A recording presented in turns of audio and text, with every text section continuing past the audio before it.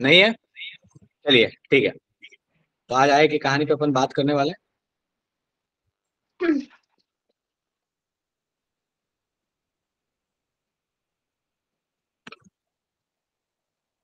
तो आज अपन बेसिकली करने वाले हैं पीवाईक्यूज। मैं फटाफट से देते जा रहा हूँ, स्क्रीन शेयर कर रहा हूँ।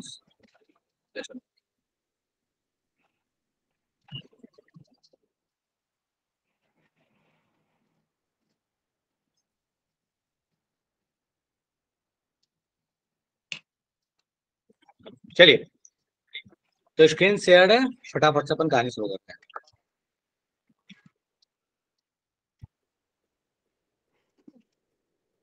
सर हाँ जी बेटा बोलो।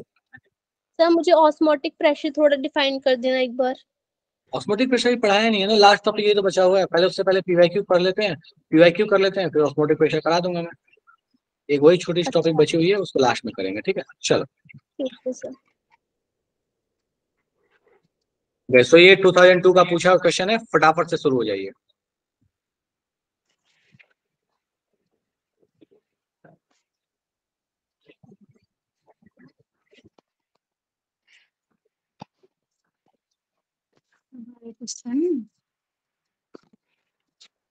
सर क्वेश्चन चला गया। क्वेश्चन चला गया?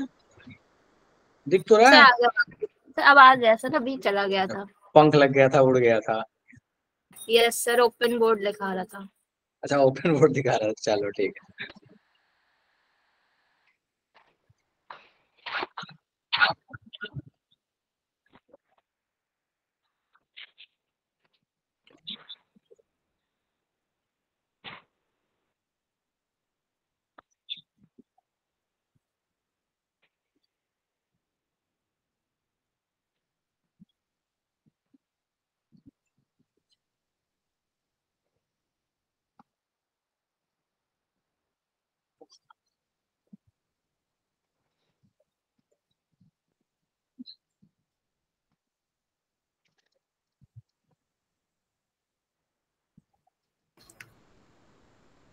सर ये डी होगा।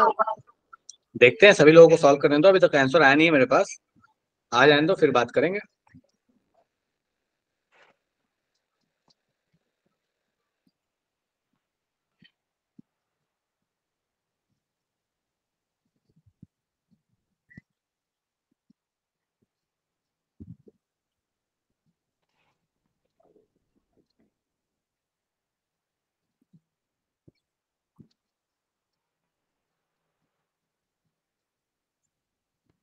चलिए, तो हमें यहाँ पे क्लियर क्लियर ये बात दिख रहा है कि यहाँ पे डिप्रेशन इन फ्रीजिंग पॉइंट जो है अपने पास, दैट इज 0.186। मतलब हमको डेल्टा टी एफ पता है, डेल्टा टी बी चाहिए। हमको बहुत अच्छे से पता है कि भैया डेल्टा टी एफ और डेल्टा टी बी का जो रेशियो अगर कॉन्सेंट्रेशन सेम है तो के एफ और के बी के रेशियो में होगा, क्योंकि यहाँ पे मोलालिटी जो है वो कैंसिल आउट हो जाएगा। और बड़े प्यार से हम ये बात कह सकते हैं कि डेल्टा टी एफ जो है, ये वैल्यू गिवन है। डेल्टा टीवी हम बड़े आराम से निकाल सकते हैं, के एफ दिया है, के बी दिया है। डेल्टा टीवी आप कैलकुलेट कीजिएगा, दैट विल बी 0.0512। यहां तक में कोई दिक्कत लगे इस क्वेश्चन में, फटाफट से बताओ, बात करें फिर आगे बढ़े। ऐसा लग रहा हो कि जादू हो गया, तो जल्दी से बताओ। नहीं हुआ? चलिए नेक्स्ट क्वेश्चन। ये मैं उम्मीद कर रहा हूं कि कॉम्प्लेक्स के डिसोसिएशंस आपने क्लास 12 में थोड़े से पढ़े थे, तो हल्का फुल्का तो याद होगा। हम दोबारा जरूर बात कर लेंगे, बट कॉम्प्लेक्स के डिसोसिएशंस कैसे होते हैं ये आपने 12th क्लास में पढ़ा था, तो हल्का फुल्का उसका इस्तेमाल है यहाँ पे। बोलता है कि 1 मोल एक्वस सॉल्यूशन है, बताइए किसकी फ्रीजिंग पॉइंट सबसे ज्यादा होगी।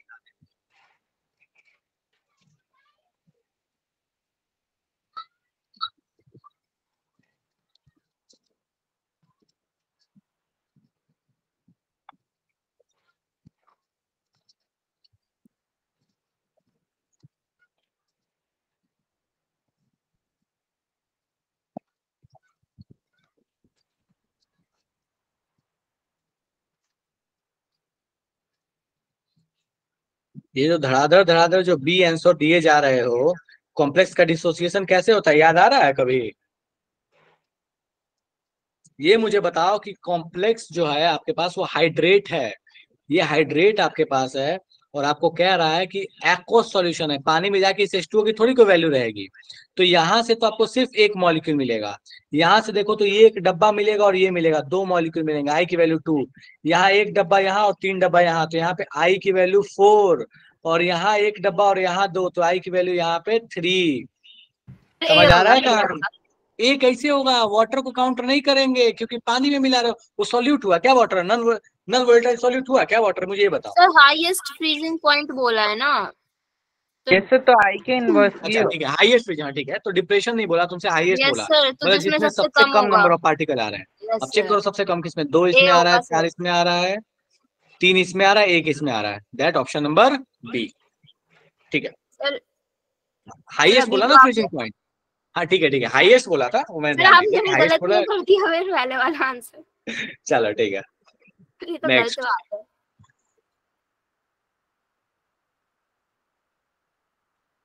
बोलता है कि इसमें, जस्ट मिनट, बोला the freezing point of benzene decrease by 0.45। बताइए 0.2 ग्राम एसिटिक एसिड अगर 20 ग्राम बेंजीन में डाल दिया, डाइमराइज हुआ, तो परसेंटेज ऑफ एसोसिएशन कितना है? शुरू हो जाइए। केफ दिया हुआ है बेंजीन का, आई निकालिए, आई से आपके पास आ जाएगा अल्फा का परसेंटेज।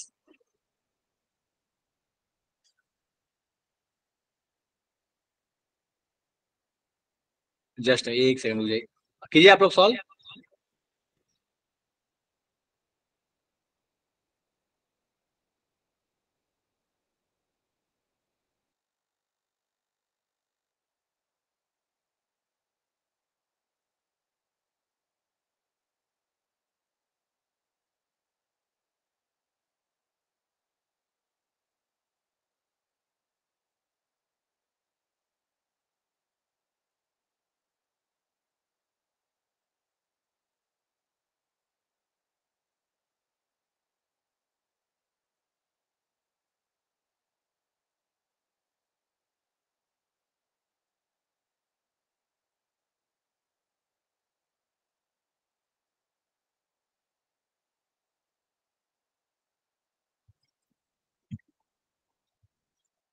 हो गया सॉल्व? बढ़िया, कर लेंगे, सारे लोग कर लेंगे।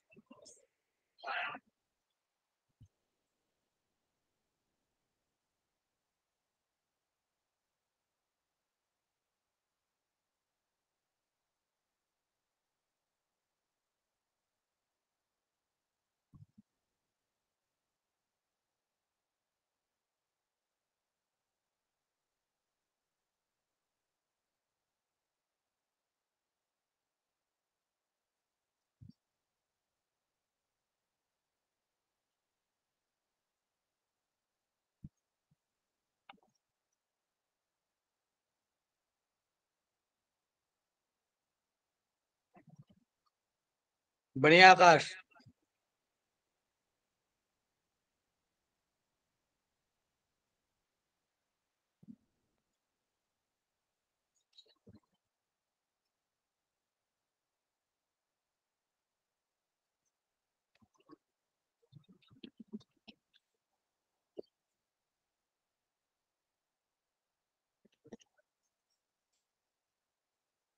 बढ़िया संध्या।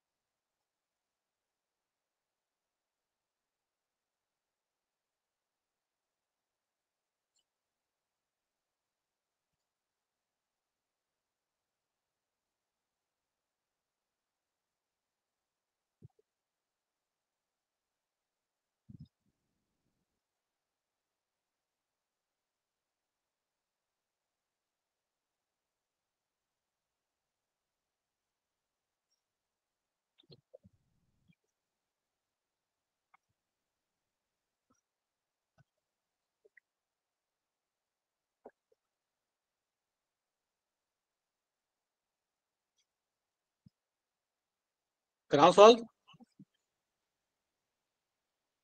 चलिए ठीक है, देखते हैं इसको।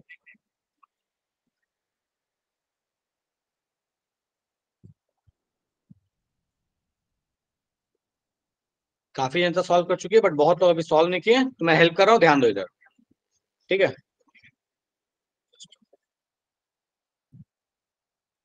चलिए। सो कहता क्या अपने पास कि बेंजीन है, इसका the freezing point of benzene decreases by 0.45, मतलब डिप्रेशन हमको पता चल गया। 0.2 ग्राम एसिटिक एसिड को 20 ग्राम बेंजीन में डाला, मतलब एसिटिक एसिड का मास पता, बेंजीन का मास पता, मतलब मोलैलिटी पता। बोलता है कि एसिटिक एसिड एसोसिएट कर रहा है डाइमराइज होने के लिए, बताइए कितना परसेंट एसोसिएट हुआ है। केएफ आपको दिया हुआ है। चलिए शुरू करते हैं कहानी।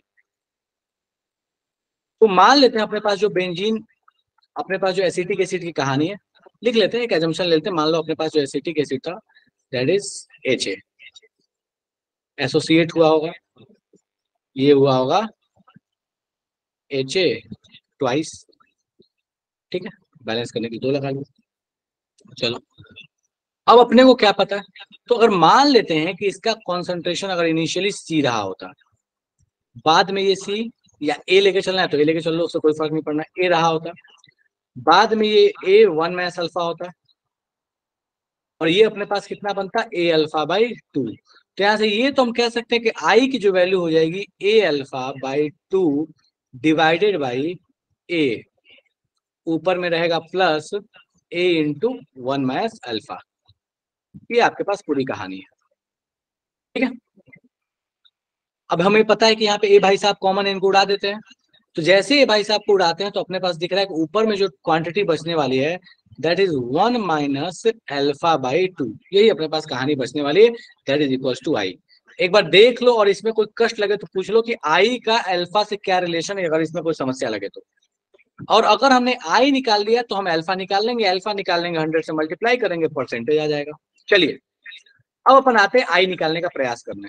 हमें पता है बहुत अच्छे से कि भाई साहब अपने पास डेल्टा टी एफ जो होता है, ये होता है के एफ इंटू एम के बराबर। एम कितना हो जाएगा, तो अपने पास यहाँ पे मोलालिटी लिखते हैं, तो मोल्स कितना होगा एसिटिक एसिड का, 0.2 divide by molar mass 60 whole divide by benzene लिया है 20 ग्राम, और मास किसमें लेना है, केजी में, तो डिवाइड बाई 1000।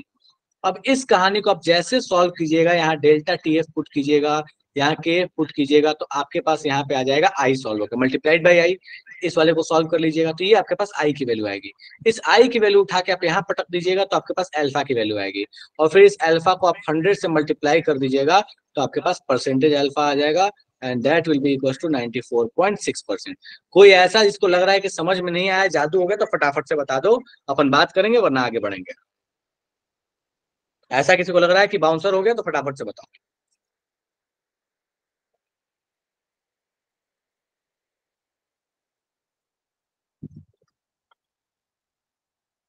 डन है, काफी लोगों ने सॉल्व कर भी लिया था। चलिए बहुत अच्छा, नेक्स्ट क्वेश्चन पे आते हैं।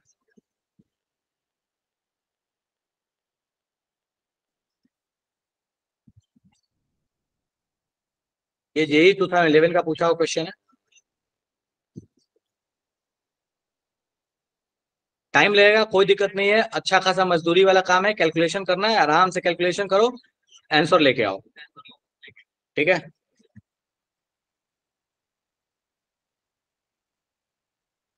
आलस पंत नहीं करना, सॉल्व कीजिए।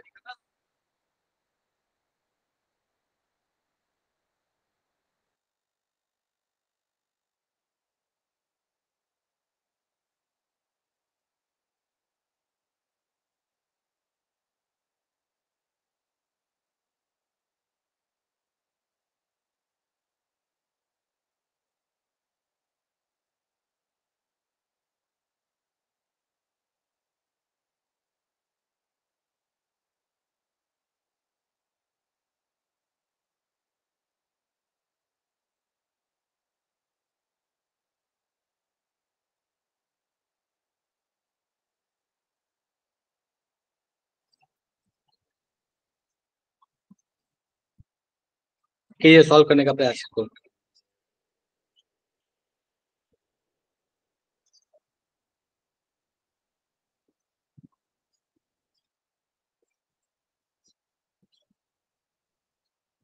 मजदूरी वाला काम है, आराम से टाइम लगेगा, करो सॉल्व।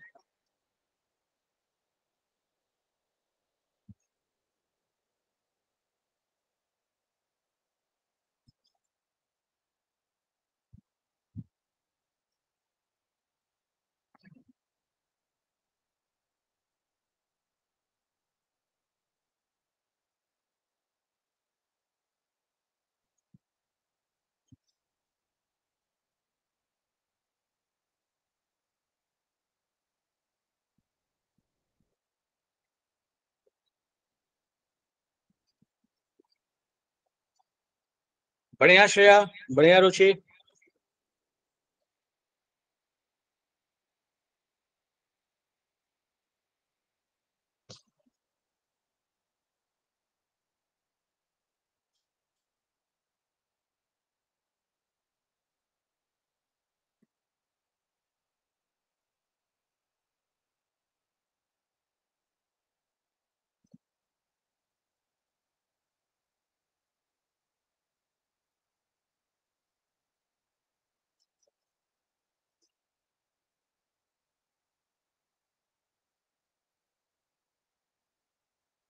चलिए बढ़िया।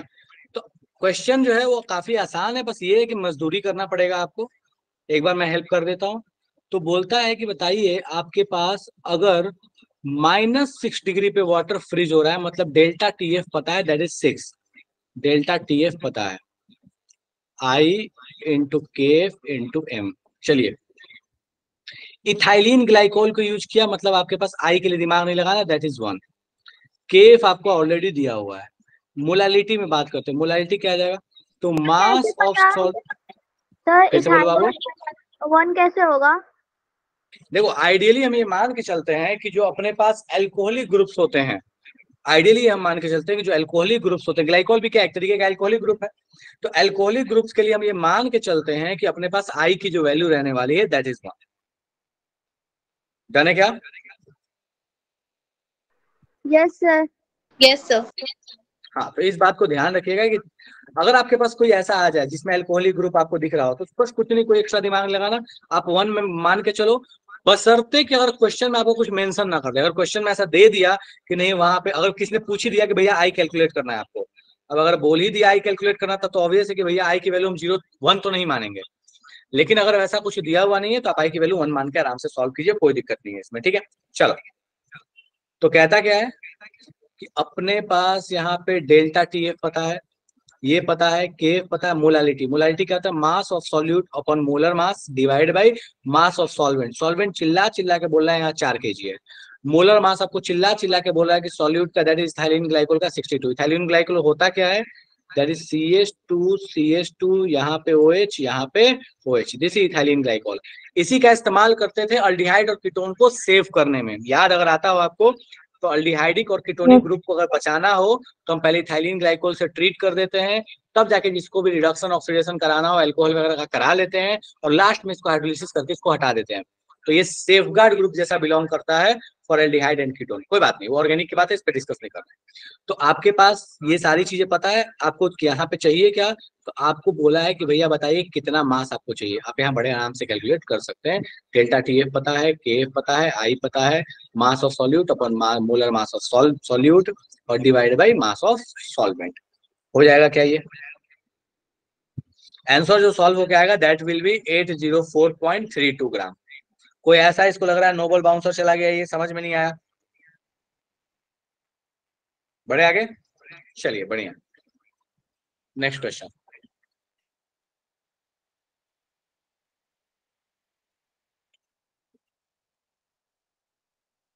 ये काफी लेंदी क्वेश्चन है, ठीक है, बट बहुत कॉन्सेप्चुअल भी है, बहुत सारी चीजें आपको कॉम्प्लेक्स के बारे में ये सिखा देगा।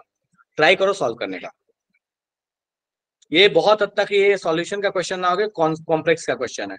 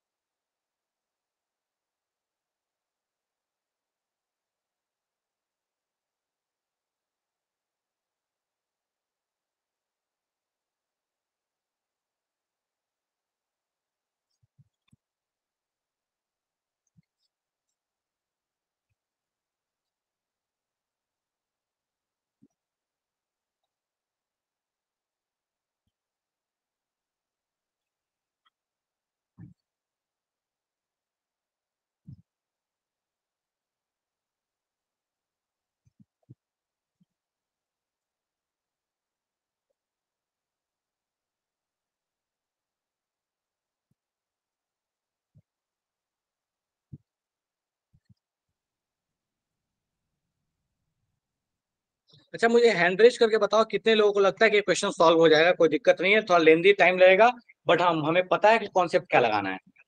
कितने लोगों को पता है कि हाँ क्या कॉन्सेप्ट लगा के इसको सॉल्व किया जाएगा?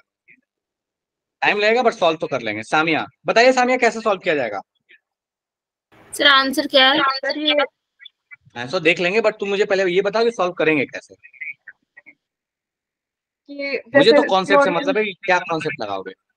अगर जो भी कोऑर्डिनेशन कंपाउंड होता है अगर उसमें क्लोरीन है तो हम अगर उसको AgNO3 देते हैं तो क्लोरीन AgNO3 के साथ मिलकर AgCl बना लेता है और वो हमें बढ़िया। प्रेसिपिटेट की फॉर्म में मिलता है। तो लेकिन इस क्वेश्चन में जो अमाउंट दिया है, इन अमाउंट को कैसे आप रिलेट कीजिएगा? आपका बिल्कुल बात बिल्कुल सही है, मैं इसी से बिल्कुल अग्री करता हूँ, बट आप इसमें रिलेट कैसे कीजिएगा उस अमाउंट से? अभी कर रही हूँ, अगर बता रही हूँ। समझ रहे हो मैं क्या बोल रहा हूँ? अच्छा ठीक, करो ट्राई।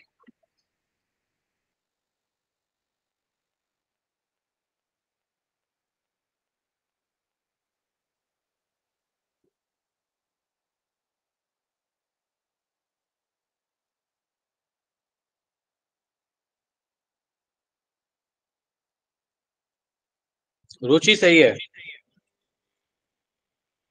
आकाश बता दूं मैं? करने दो ट्राई थोड़ा सा, चलो ठीक है मैं थोड़ा हेल्प करता हूँ।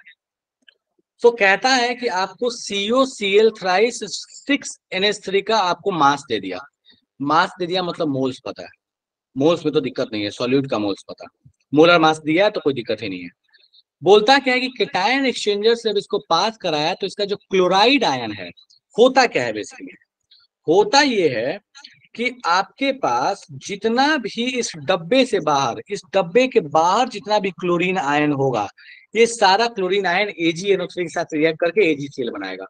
तो बेसिकली हमको क्या करना है, हमको पता है कि अगर डब्बे के बाहर आपके पास 2 क्लोरीन है तो ये AgNO3 कितना खाएगा, तो हमको पता है कि अगर ये 1 मोल ले लेंगे तो यहाँ से 2 Cl मिलेगा, तो ये 2 AgNO3 खाएगा। मतलब AgNO3 का और इसका रेशियो क्या रहेगा, दैट इज विल बी 1:2।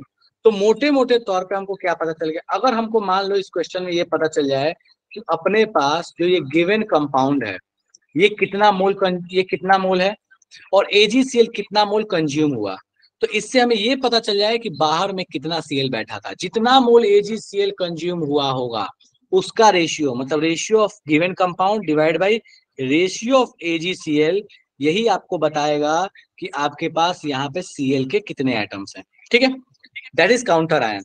और आपको नंबर ऑफ काउंटर आयन पता चल गया तो आप नहीं बता सकते कि फॉर्मूला क्या होगा, देख के बता लेंगे फॉर्मूला क्या होगा। कुछ भेजे में गया क्या? आकाश समझ में आया क्या कहानी है? अगर मान लो कि आप समझ में नहीं आया अभी भी, नहीं आया सर। चलो मैं वापस से रिपीट कर रहा हूँ, मजदूरी नहीं कर रहा, मैं वापस से रिपीट कर रहा हूँ, ध्यान देना। मैं इसका मोल्स निकाल सकता हूँ क्या?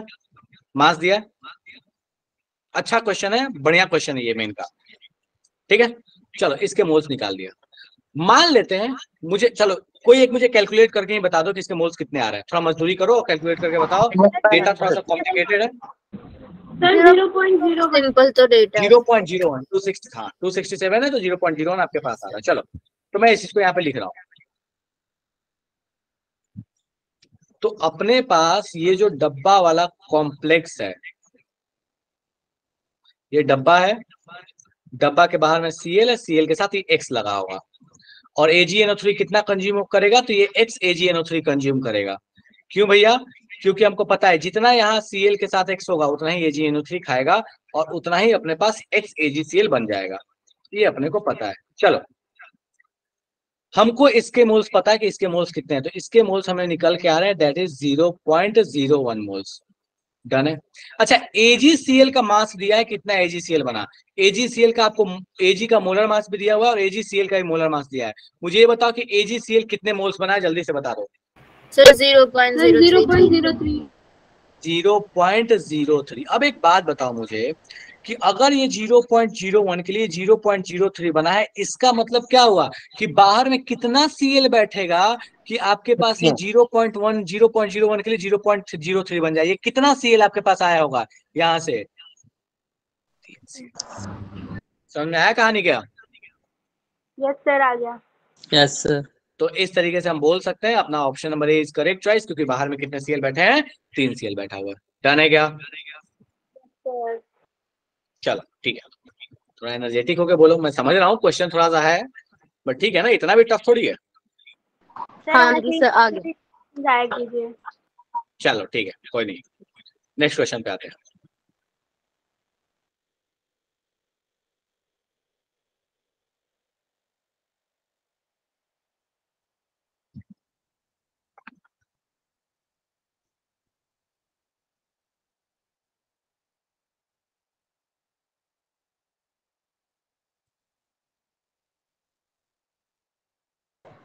सर अब हम वो वाला टॉपिक कल करेंगे क्या, ऑस्मोटिक वाला? नहीं, आज ही करेंगे, ज्यादा क्वेश्चन बचे हुए नहीं है, 2-3 क्वेश्चन और है, उसके बाद अपन ऑस्मोटिक प्रेशर करेंगे। चलो इसके बाद पहले ऑस्मोटिक प्रेशर करा ही देता हूँ, फिर क्वेश्चन करते रहेंगे। ये क्वेश्चन कोऑर्डिनेट कंपाउंड में किया था, बिल्कुल रोहित, ये कोऑर्डिनेट कंपाउंड का क्वेश्चन है, बिल्कुल है, बट चूंकि आई का इस्तेमाल करते हैं इस वजह से यहाँ पे बिल्ड कर लिया जाता है। मैंने बोला ये स्टार्ट में कोऑर्डिनेट का क्वेश्चन है, ये ज्यादा कोऑर्डिनेट में देखा जाता है और फेमस क्वेश्चन है।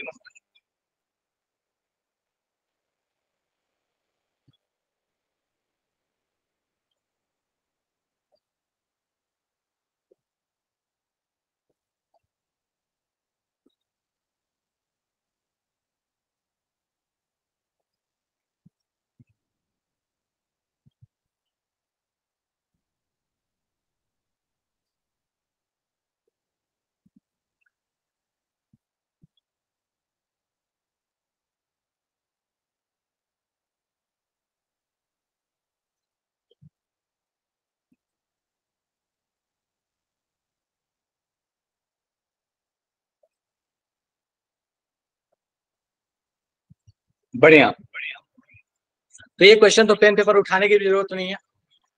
0.01 दिया है मोल्स और 1 kg दिया है, मतलब मोलालिटी हो गया 0.01, और हमको ICS ये दिख रहा है सोडियम सल्फेट में कि 2 सोडियम और 1 सल्फेट, तो आई की वैल्यू 3, तो भैया आपने को दिख रहा है 3 इंटू केफ दैट इज 1.86 मल्टीप्लाइड बाई 0.01। जब सॉल्व कीजिएगा तो आपके पास आंसर आ जाएगा, that will be option number B 0.0558। चलेगा क्या? कोई ऐसा इसको लगता है अभी भी इसमें जादू हो गया? नहीं है? नहीं सर, समझ आता है। चलिए बढ़िया, तो अभी अपन जो लास्ट टॉपिक बचा है दैट इज ऑस्मोटिक प्रेशर, इसको खत्म करते हैं और फिर अपन जो बचे हुए PYQs है उसको करेंगे, ठीक है? चलिए ऑस्मोटिक प्रेशर पे जरा सा चर्चा कर लेते हैं।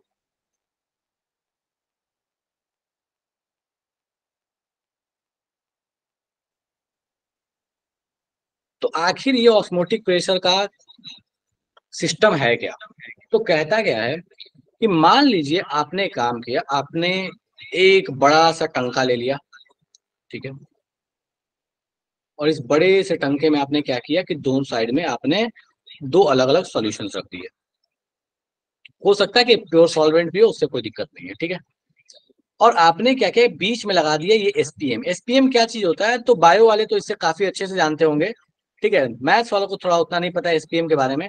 तो मोटे मोटे तौर पे समझ लो ना कि कभी कभी ऐसा देखे होगे कि प्याज खाते हो तो प्याज को जब ऐसे अपन पील ऑफ करते हैं, जब उसको लेयर हटाते हैं तो वहां पे पतली सी एकदम पतली सी एकदम झिल्ली टाइप की चीज निकलती है, that is SPM। Semi permeable membrane होता है ये। हाँ बिल्कुल, सेमी परमिएबल मेम्ब्रेन, ठीक है। तो ये जो सेमी परमिएबल मेम्ब्रेन, इसकी खासियत क्या है? तो इसकी खासियत ये है कि ये सॉल्वेंट पार्टिकल को तो अलाउ कर देगा कि भैया आपको जहां जाना है घूमने जाइए, हमको कोई दिक्कत नहीं है, लेकिन सॉल्यूट को ये पासपोर्ट नहीं देता, बोलता नहीं भैया हम आपको नहीं जाने देंगे, ठीक है।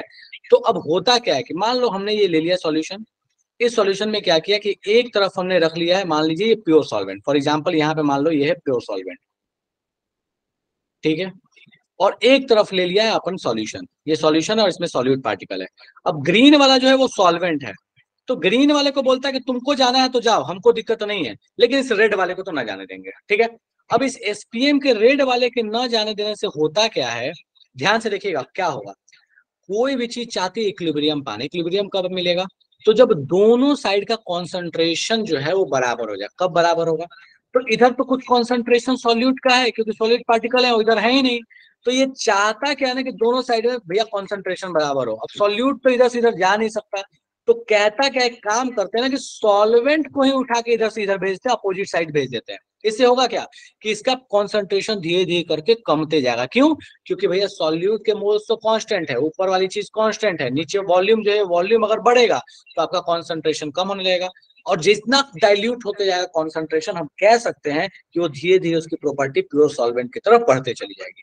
तो इक्विलिब्रियम पाने के लिए चाहता क्या है कि उधर सॉल्वेंट को मूव कराए जिधर जाने से आपके पास कॉन्सेंट्रेशन बराबर हो जाए। मान लो ऐसा होता कि इधर भी अगर थोड़ा बहुत सॉल्यूट पार्टिकल होता तो क्या होता, तो भी यही कहानी होती, क्योंकि हमको पता है कि भैया इधर मान लो कॉन्सेंट्रेशन C1 है, इधर C2 है, और कहता है कि C1 is greater than C2 जब होता, तो हमको पता है कि चाहता है कॉन्सेंट्रेशन दोनों बराबर करना, तो इधर से करता क्या कि सॉल्वेंट को उठाता और इधर फेंक देता। फेंकने से फायदा क्या होता कि इस साइड का कॉन्सेंट्रेशन इंक्रीज होता और इस साइड का कॉन्सेंट्रेशन डिक्रीज होता, और एक टाइम आता कि दोनों बराबर हो जाते, इक्विलिब्रियम आ जाता।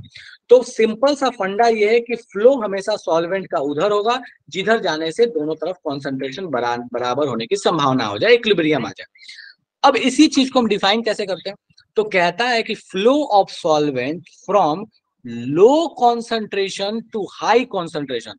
किसका कॉन्सेंट्रेशन? सॉल्यूट का। याद रखना, कॉन्सेंट्रेशन बोल रहा हूं तो सॉल्यूट की बात हो रही है, सॉल्वेंट की बात नहीं हो रही है। तो बोलता है कि लो कॉन्सेंट्रेशन सॉल्यूशन से हाई कॉन्सेंट्रेशन सॉल्यूशन की तरफ जब सॉल्वेंट मूव करता है तो इसी चीज को कहते हैं ऑस्मोसिस। मुझे फटाफट से बताओ इसमें अगर किसी को दिक्कत है तो। लो कॉन्सेंट्रेशन सॉल्यूशन से हाई कॉन्सेंट्रेशन सॉल्यूशन की तरफ, कॉन्सेंट्रेशन हमेशा सॉल्यूट का लेंगे, सॉल्वेंट के कॉन्सेंट्रेशन की चर्चा नहीं है। तो मैं यहां लिख दे रहा हूं, फ्लो ऑफ सॉल्वेंट फ्रॉम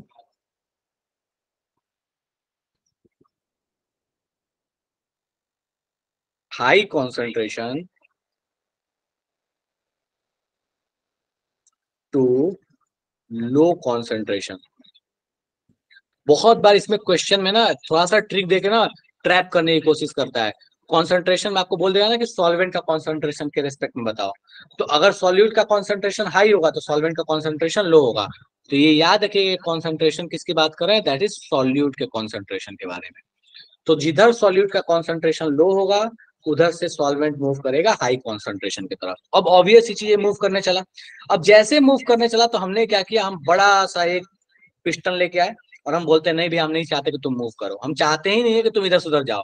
तो पिस्टन लेके आए, हम चाहते नहीं है कि इधर से इधर जाए, तो हमने इसके ऊपर एक पिस्टन लगा दिया और इसके ऊपर हम इस प्रेशर लगा के हम इसको रोक रहे हैं ताकि ये मूवमेंट ना हो पाए, ताकि सॉल्वेंट जो है वो लो कॉन्सेंट्रेशन से हाई कॉन्सेंट्रेशन की तरफ ना जा पाए। तो जितना प्रेशर आपको यहाँ पे लगाना पड़ रहा है, जितना प्रेशर आपको यहाँ पे लगाना पड़ रहा है ऑस्मोसिस को रोकने के लिए, उसी प्रेशर को कहते हैं ऑस्मोटिक प्रेशर। वापस से रिपीट कर रहा हूं, कह रहा हूं कि जितना प्रेशर आपको ऑस्मोसिस को रोकने के लिए लगाना पड़ता है इसी प्रेशर को कहते हैं ऑस्मोटिक प्रेशर। अब सवाल उठता है कि इसका अमाउंट कितना होगा। तो चूंकि अगर हम मान लेते हैं कि दोनों तरफ सॉल्वेंट है, अगर दोनों तरफ सॉल्वेंट है, अगर ये मान लें तो इधर का तो कॉन्सेंट्रेशन का कोई मतलब ही नहीं है, इधर के कॉन्सेंट्रेशन की कोई वैल्यू नहीं है, ठीक है।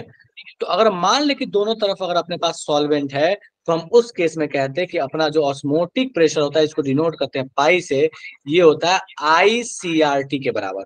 अब ये ICRT कुछ और नहीं है, अगर बचपन में एलकेजी की कहानी याद करोगे ना तो हमने एलकेजी में ये बात पढ़ी थी कि भैया अपने पास PV इक्वल टू होता है NRT, और PV इक्वल टू NRT में V को उठा के इधर नीचे पटक दिया और ये RT लिख लिया। ध्यान दो, तो N/V कुछ और नहीं है, कॉन्सेंट्रेशन ही तो है, और P की जगह पाई लिख दिया। मन कर गया इसको भैया P नहीं लिखेंगे, अब से पाई लिखेंगे, मन है तो मन है, क्या कर सकते हैं उसके लिए, ठीक है।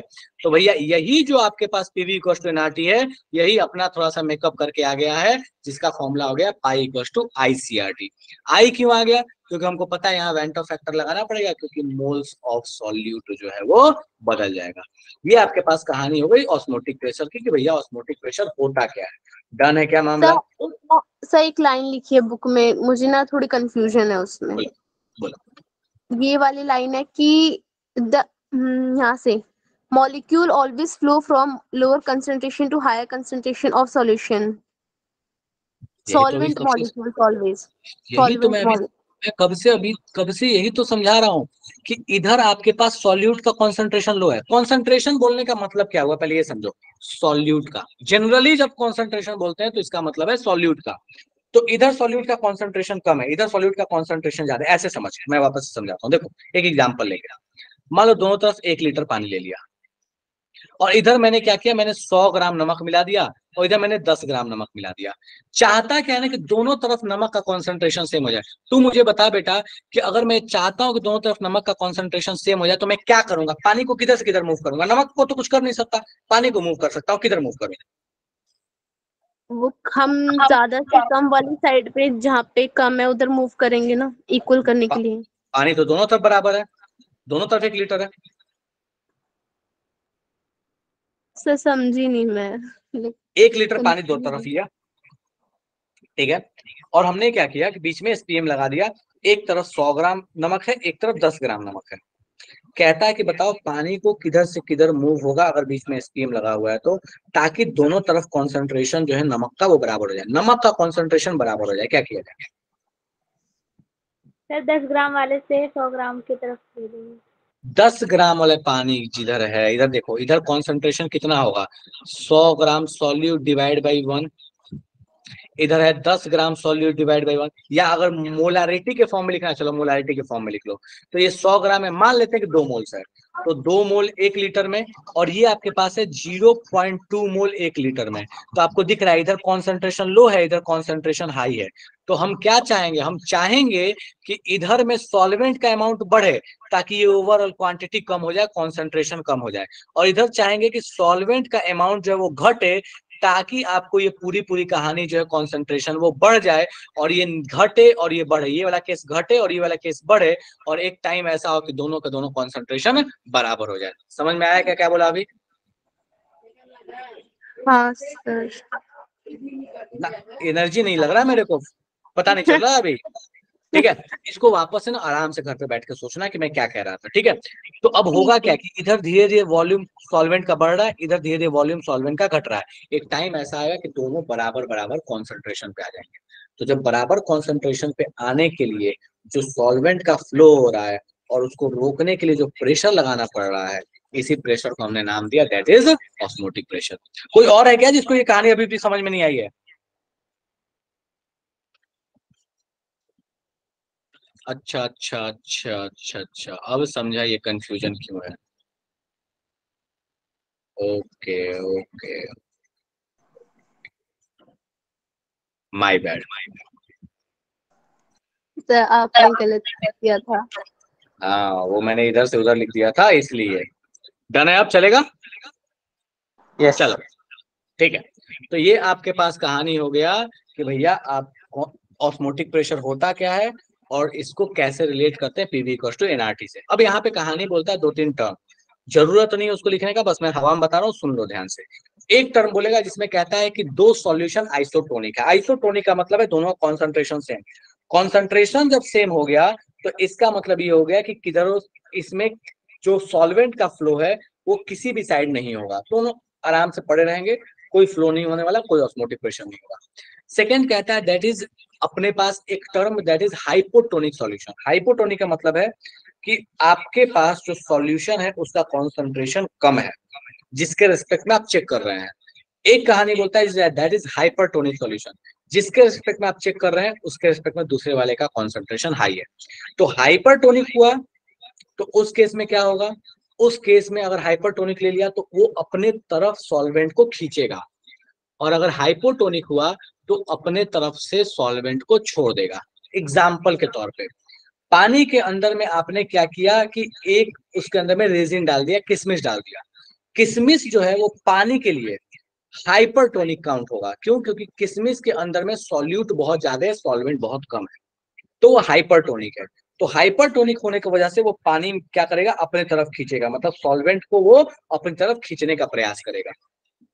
उसी जगह पे अगर आपने मान लीजिए पानी के अंदर में आपने क्या किया कि थोड़ा पानी में आपने नमक डाला और उसमें फिर खीरा डाल दिया, खीरे को डाल दिया, तो खीरे के अंदर क्या होता है, आइडियली ये मान के चलते हैं कि उसमें कॉन्सेंट्रेशन जो है वो कम है।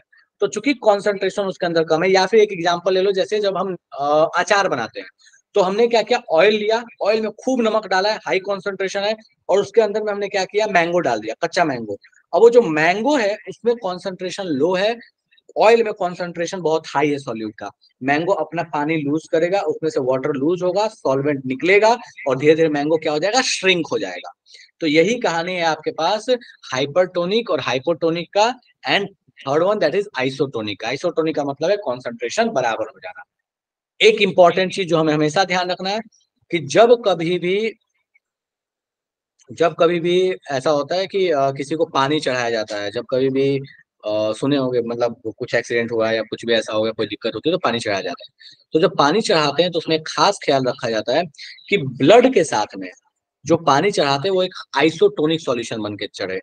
अगर आइसोटोनिक नहीं रहा तो उसमें दिक्कत ये होगा कि ये पॉसिबल है कि ब्लड जो है वो आपके जो स्किन है या जो आपके जो भी आपके यहाँ पे आर्टरीज है या वेन है उससे निकल के ये वापस जो है ये पानी में जाके मिक्स हो जाए।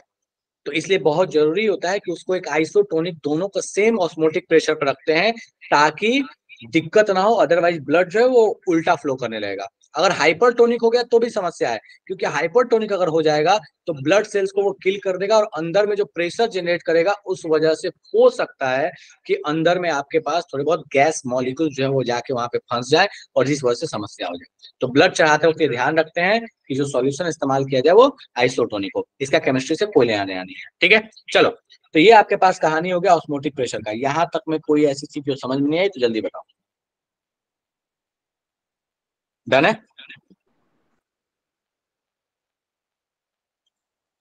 बिल्कुल।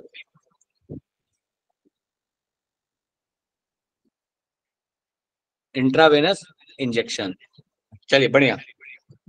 मैथ्स में इसका कोई यूज, मैथ्स में इसका कोई यूज तो कहना मुश्किल है, लेकिन बायो में एक आध यूज और भी हो सकता है। ऐसे समझ लो कि जो रूट्स से जो पानी अपने पास लीफ में जाता है उससे यही लॉजिक होता है। लीफ में आपके पास कॉन्सेंट्रेशन हाई है, रूट में कॉन्सेंट्रेशन आपके नीचे में पानी का लो है, तो low concentration to high concentration move होता है। तो भी एक तरीके का यूज है आपके पास ऑस्मोसिस का। एंड ऑस्मोसिस कुछ और नहीं है, osmosis is a special case of diffusion. अगर ध्यान से देखोगे ना तो ऑस्मोसिस डिफ्यूजन का स्पेशल केस है, क्योंकि डिफ्यूजन में भी क्या होता था, जहां गैस बहुत ज्यादा है वो डिफ्यूज होके अपने कॉन्सेंट्रेशन को कम करना चाहता था। ऑस्मोसिस में भी सेम कहानी है कि वो चाहता है कि सॉल्वेंट को फ्लो करा के अपना कॉन्सेंट्रेशन कम कर ले। यही कहानी यहाँ पे भी लगती है। सब बड़े आगे। बेसिकली बोल सकते हैं ना कि ऑस्मोसिस में हमारा जो सिचुएशन के अकॉर्डिंग मतलब अपोजिट वैसे अपनी कैरेक्टरिस्टिक्स शो करते हैं। एग्जैक्टली ठीक है, चलो। सो नेक्स्ट क्वेश्चन पे आ रहे हैं फटाफट से। 2011 का पूछा हुआ क्वेश्चन। अब आइसोटोनिक वर्ड देखते हैं हमारे दिमाग में ये हिट हो जाना चाहिए कि भैया दोनों का कॉन्सेंट्रेशन सेम रहेगा। कॉन्सेंट्रेशन का मतलब क्या हुआ, मोलैरिटी। हम जब भी कॉन्सेंट्रेशन बोलते हैं और अगर कुछ भी उसके साथ मेंशन नहीं है that is molarity. Concentration term को एक तरीके से जैसे बोलते हैं ना कि भैया गोदरेज, अब गोदरेज जो है एक सिनोनिम वर्ड हो गया अलमीरा का, तो उसी तरह से concentration term is synonym of molarity, जबकि कॉन्सेंट्रेशन टर्म बहुत सारे हैं। चलिए सॉल्व कीजिए इसको फटाफट से, अच्छा क्वेश्चन है।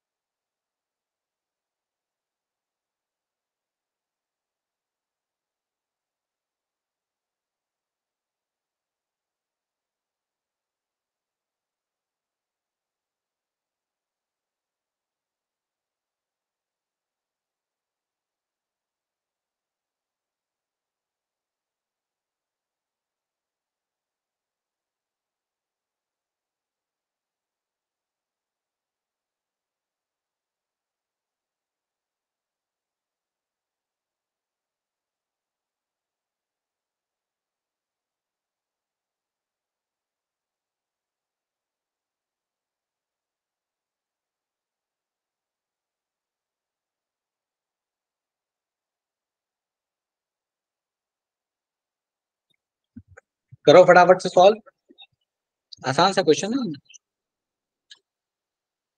देखते हैं आंसर, करो कर लेने दो पहले सबको।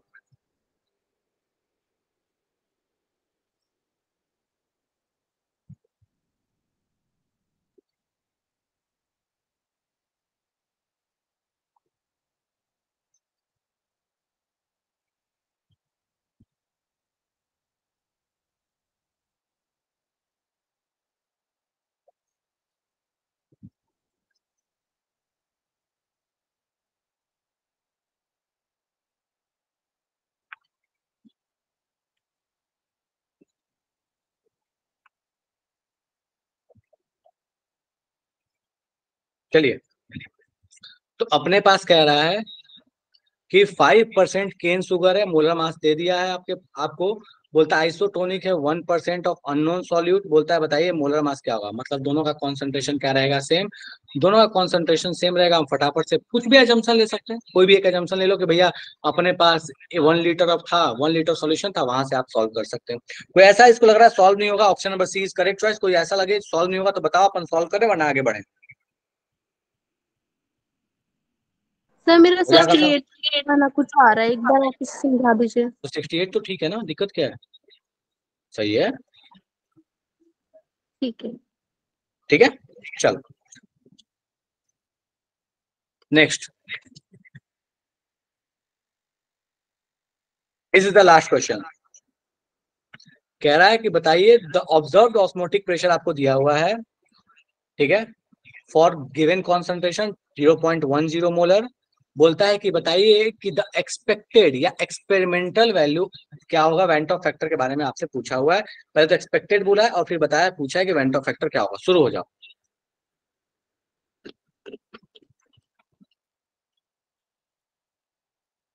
टेम्परेचर दिया हुआ है आपको, ये याद रखिएगा।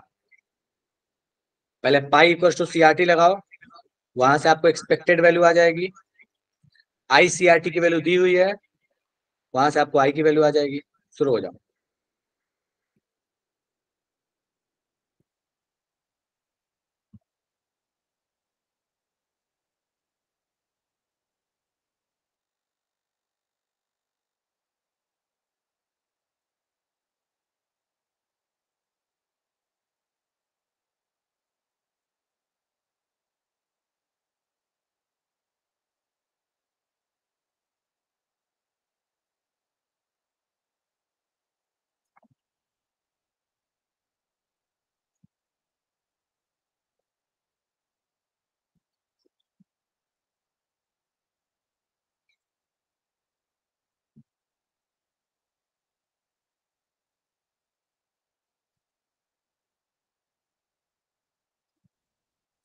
अगर आप यहाँ पे तरीके से ना पाई की वैल्यू भी निकाल लीजिएगा ना तो क्वेश्चन सॉल्व हो जाएगा, क्योंकि चारों ऑप्शन ऐसा है जिसमें आपको पाई की वैल्यू अलग है और आई की भी वैल्यू अलग है, तो दोनों में से कोई एक सॉल्व कर लो। सिर्फ पाई भी निकाल लो तो काम हो जाएगा।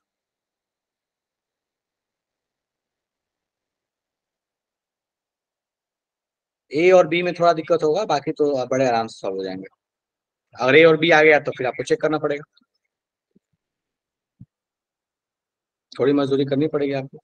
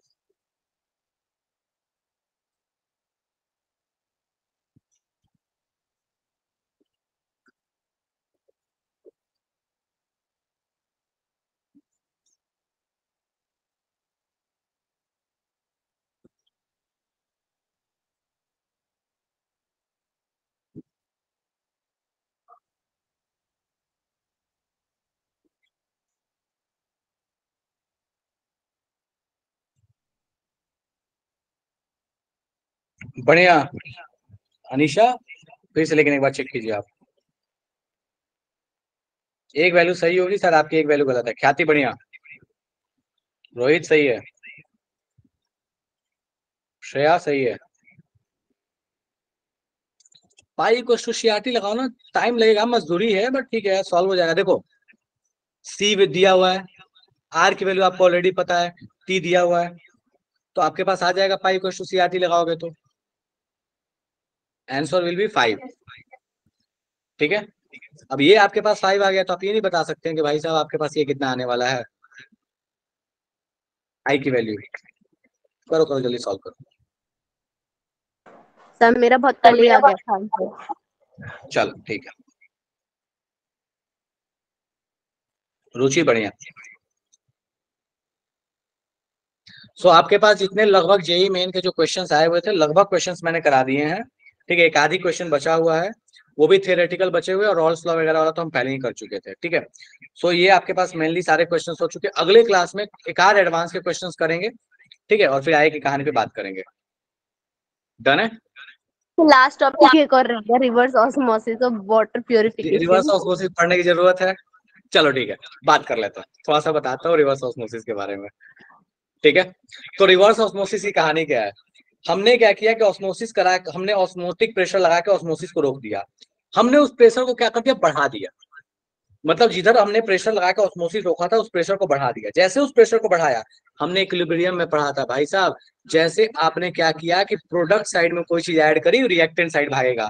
मतलब आपने उस प्रेशर को जहां रोका था इक्विलिब्रियम करने के लिए, अगर उस प्रेशर को बढ़ाया, रिएक्शन बैकवर्ड आएगी। वो जो रिएक्शन बैकवर्ड आती है उसी को बोलते हैं रिवर्स ऑस्मोसिस। और इसी का इस्तेमाल किया जाता है जो आरओ होता है उसमें, जिसमें वाटर को हम प्यूरिफाई कर रहे होते हैं पीने के लिए। That is reverse osmosis. Done है। जी सर। चलो ठीक है। जिसका केमिस्ट्री से अभी कोई लेना देना नहीं है, कोई क्वेश्चन वोश्चन कभी आते नहीं है, बस फॉर जनरल नॉलेज पढ़ लेते हैं हम इसको। चलिए ठीक है, ठीक है। तो अभी के सवाल यही विराम लगाते हैं, अगले क्लास में आई कहानी कंटिन्यू करेंगे, ठीक है। और इस बार का टेस्ट अच्छा होने वाला है, तो थोड़ा तैयारी करके अच्छे से टेस्ट देना, ठीक है। चलो bye bye. Okay sir, thank you sir, bye. Bye. Bye bye. Bye sir.